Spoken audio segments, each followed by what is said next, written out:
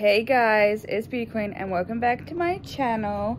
As some of you guys may have seen on Instagram, I ate something. And in today's video, I'm going to be talking about my labor and delivery story.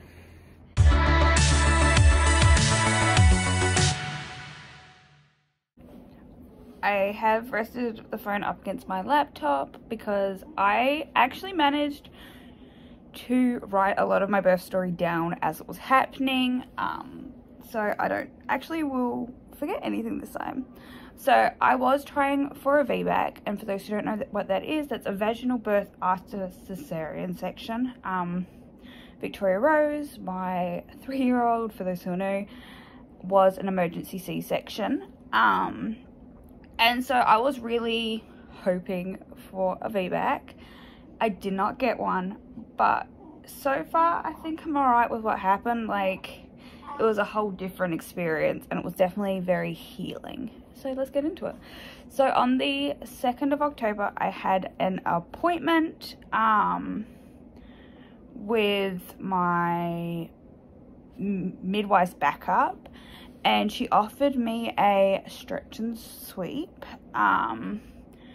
So I decided to do that. I was in a lot of pain and I was like, well, what's the worst that's gonna happen? I don't go into labor. So I had that done. Nothing happened that day. The 3rd of October, it was right at bedtime, like 8:30. I had some discomfort, like it was just like a tingle of like maybe mild period cramping, but I'd been having that for like a couple of weeks, so I didn't think anything of it, and I managed to go to sleep, and I was just thinking, oh well, it didn't work, whatever. But then I woke up on the 4th of October, and at 7 AM on the dot, I started getting contractions, and I started timing them about half an hour into it because I was waking up and I was just like in denial that anything was going on. And they were ranging from like 4 minutes apart to 10 minutes apart. So I really was like, no, this isn't it. This is just a false alarm. At 2:30, I was still having them, and I was actually starting to have to breathe through some of them, but I was still very much in denial. I was just like, no, it's not happening. 3:30, my mum called me and she was like, no, I'm heading in. I'm heading in. I think you're in early labor. And I'm like, no, there's no reason for you to come in. Hindsight's 2020. But she arrived at my house at about 5:30. And at this point, my contractions were coming every 4 to 6 minutes and were getting very intense. I got Victoria Rose down to bed. The contractions were getting more intense, but they were spacing themselves back out to around 6 to 15 minutes. So I really thought it was just like false alarm, my body prepping, nothing was going to happen. I was going to go to sleep and in the morning it would all go away. But by 8:30 they were still all over the place, but the pain was really starting to affect me. I was struggling. My mum told me to message the midwife. So I did that at 9 o'clock. She arrived just before 10 and she checked me and I was 3 centimeters dilated. When I got my stretch and sweep, I was 1 centimeter dilated. So I had gone up 2 centimeters, and she could feel the amniotic sac. She asked what I wanted to do. She like, it will probably be a very fast labor because this is your second, and until I stalled with Victoria Rose, it was progressing really fast. And she's like, so I can go to the hospital, get you some pain meds and a sleeping tablet so you can try and get some rest. But she's like, within an hour you would probably be at the hospital anyway. And so I decided to go to the hospital for better pain relief because I was struggling. I didn't want the epidural either, so the plan was gas, but gas is better than what I was doing at home, which was nothing. So at about 10:22 to 10:30, I arrived at the hospital, got checked in, like got comfortable, at 10:40ish, we placed an IV line. Just because I was a VBAC, I had to have continuous monitoring of baby's heart rate, but it was one I could move around with. So I wasn't like hooked up. I could walk around the room, do whatever I wanted to do. I just had to have it on, and I had to have an IV line placed just in case anything was to happen. Once it was in, I called Victoria-Rose to say goodnight, because I had to wake her up to go to the hospital, because my mum had to drive me, so we couldn't leave obviously a 3-year-old alone. So I had to wake her up and put her in the car to take me, so she was wanting to say goodnight before going back to bed. So that was basically it on the 4th of October. Things were just tracking along very nicely. Baby's heart rate was fine. Everything was going smoothly.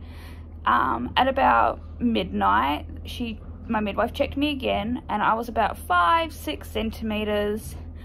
I was struggling at this point though. The gas was making me feel really sick, which it didn't with Victoria-Rose, and I was struggling a bit, and so I asked for the epidural, and I had actually vomited from pain one time already. By 1 o'clock, the epidural was in, and I actually started to feel a little bit better. They said it could take a while, because obviously I had a spinal with Victoria-Rose. I did not have an epidural with her. I laboured her whole labour without pain meds other than gas up until the C-section, so they placed the spinal. So they said it can take a while, but each contraction should get better, and I was starting to feel that way. It was still hurting, and I had full like movement of my legs, which was really weird, because I'd always heard that you didn't have that, and I was just like, oh, whatever, you know, cool. So by 1:50, it was like 1:46, 1:48, I was having really bad pressure in my legs whenever I had a contraction, and it was only in one spot on my leg, and every time the contraction would start, I just got this intense pressure pain in my leg, and then I could, right at the peak of the contraction, I could feel it in my uterus, and it was really, really hurting. So at this point, my midwife called the anesthesiologist and asked if they could up the epidural dosage, because they thought that maybe it just wasn't high enough, and he said yes, so they did that. All in all, it did nothing. It was a failed epidural, but that's fine.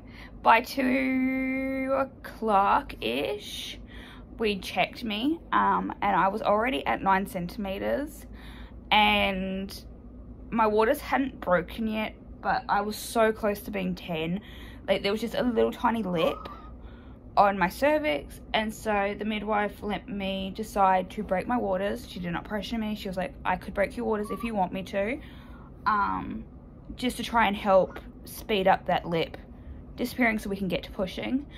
And I agreed, so we broke my waters at about 2:30, and straight away I started feeling pressure, and like I needed to push, but I didn't feel confident enough already to push yet. So my midwife was like, do what you want to do. And so at 3 o'clock I started to push, and everything was going good. You know, I was 10 centimeters, I was pushing, but that's where things started to go downhill. I started throwing up, I was getting very cold and shaky, especially when it was time to push. But I know you can get the shakes from the epidural, so I didn't really think of anything of it, but I was struggling. I was getting 3 contractions back to back and then a break, and the break it felt like an eternity. I was actually able to doze in that break period, so each contraction I'd push, but then I'd have a break for however long, and then I'd do it again when the next contraction came.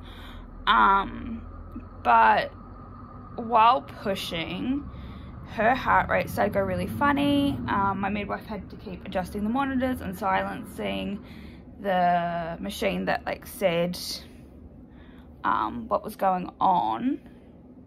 I will add though that they also had one to monitor how intense my contractions were, and it wasn't picking them up until I was in bed with the epidural.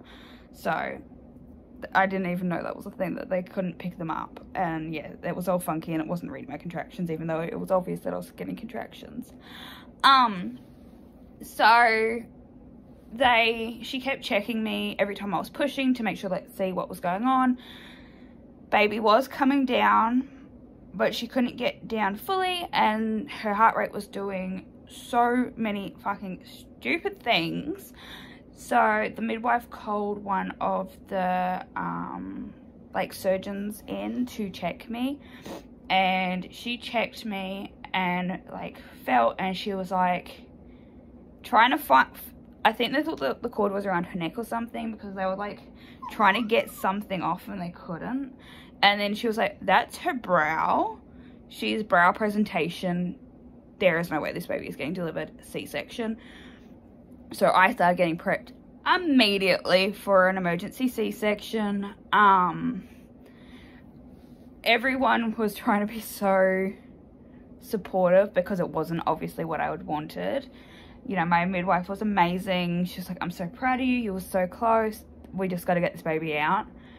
So I got rushed in. They thought they were going to have to fully sedate me because of the failed epidural, but the anesthesiologist gave a very high dose of epidural, and then that's when finally my legs went numb, and he was like, I'm going to try this, and if it does not work, I'm going to knock you out. And I was terrified of that, not being awake with my baby. So I was very thankful that it actually worked, and I know he was topping it up all through the surgery too, because it had failed, so he was having to stay on top of it. It was a very different feeling of the C-section.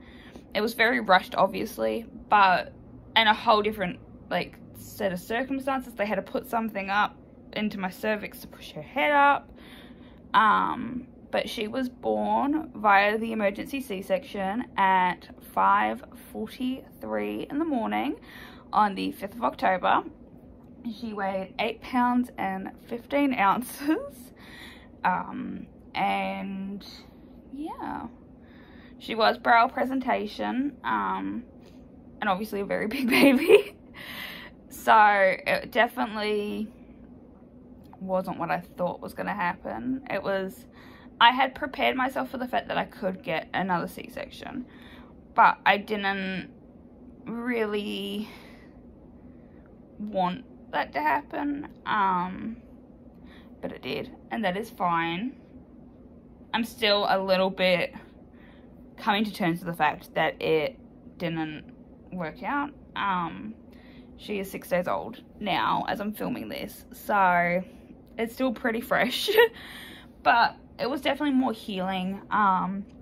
She has a set of lungs on her, not that you would know it, she's a very calm, chill baby, but when she came out, she was screaming bloody murder. She had a very thick cord too, but she was perfectly healthy. Just, she was getting tired with the contractions and me trying to push her out and her being stuck and in the wrong position with brow presentation. So it was safer to get her out, but yeah. I stayed in hospital 2 nights with Victoria Rose. I had gone into labour in the night time as well, around the same time actually, with like getting checked and everything, which is insane. But they're like, so I like been in labour through the night there, but like after birth I spent 2 nights with her and went home day 3. I only spent 1 night in hospital after delivering this one.